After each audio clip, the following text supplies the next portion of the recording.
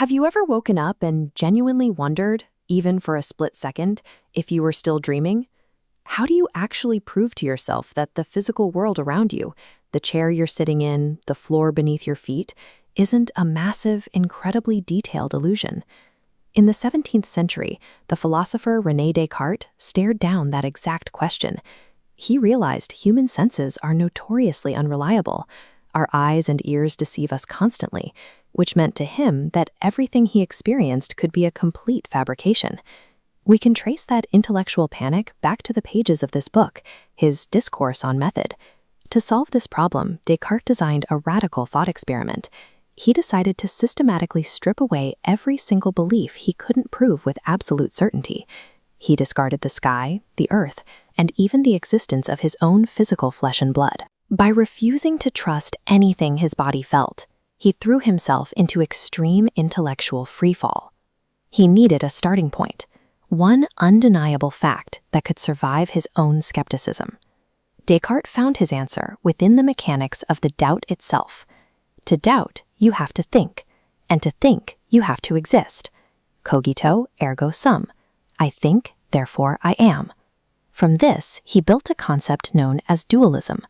If we look at this abstraction, Descartes argued that the conscious mind, the soul, represented here by this glowing node, operates completely independently from the mechanical structure of the human body. For centuries, that separation has served as a triumph of human logic. But consider a terrifying alternative. What happens if a rational mind stays perfectly intact, but decides it has ceased to exist entirely? Cartesian logic provides a comforting intellectual fortress. Yet, it completely collapses when faced with a rare neurological condition where the ability to think becomes the exact mechanism that proves you are dead. In medicine, this condition is known as Cotard Delusion, or walking corpse syndrome. Patients suffering from it hold a genuine, unshakable belief that they are dead, that their organs are missing, or that their bodies are actively decaying. The condition echoes the Gothic anxieties of the 19th century.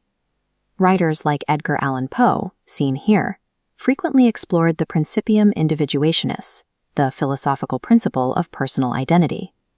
They obsessed over the terror of a consciousness surviving the loss of its own individual self. A patient with Cotard delusion is living out Descartes' dualism, but in reverse. Their mind and body are functionally separated. Yet instead of intellectual transcendence, the patient experiences a persistent psychological void. When looking in a mirror, the familiar feeling of self-recognition is absent. They see a face, but register absolutely zero connection to it. They haven't lost their intelligence, and they haven't forgotten how to think. What has failed is the biological hardware that anchors a person's identity to their physical flesh. To understand how this happens, we have to move out of the philosopher's study and into the clinical reality of hospitals like this one, where this paradox is actually treated.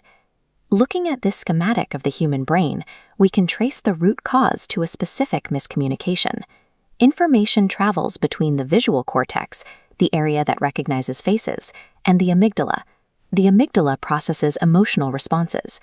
In a healthy brain, seeing your own face triggers a warm, subconscious emotional baseline. But in Cotard syndrome, the neural pathway connecting vision to emotion is severed. The patient's rational mind remains perfectly sharp. It immediately notices this lack of emotional data and tries to solve the biological mystery. The brain crunches the evidence and makes a terrifying deduction. I perceive my physical form, but I feel absolutely nothing. Therefore, this physical form must be a corpse. Cotard delusion weaponizes human reason against itself. The brain uses flawless, rational deduction to prove an impossible biological falsehood. The tragic reality of the Cotard patient directly challenges Descartes' original premise. They think, constantly and rationally, but they do not believe they are. It turns out that I think, therefore I am, is an incomplete equation for the human experience. Rational thought by itself cannot sustain us. As we see with these separated nodes, consciousness has to remain tethered to physical, emotional feedback to maintain the feeling of existing at all. The emotional toll is profound.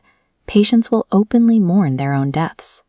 They feel entirely alienated from their families, wandering through the world of the living as if they are ghosts. Our sense of existence depends on a fragile biological harmony, one that can be entirely unraveled by a single microscopic miswiring. The final terror is remaining fully conscious, capable of perfect logic, while trapped in a mind that has already abandoned the realm of the living.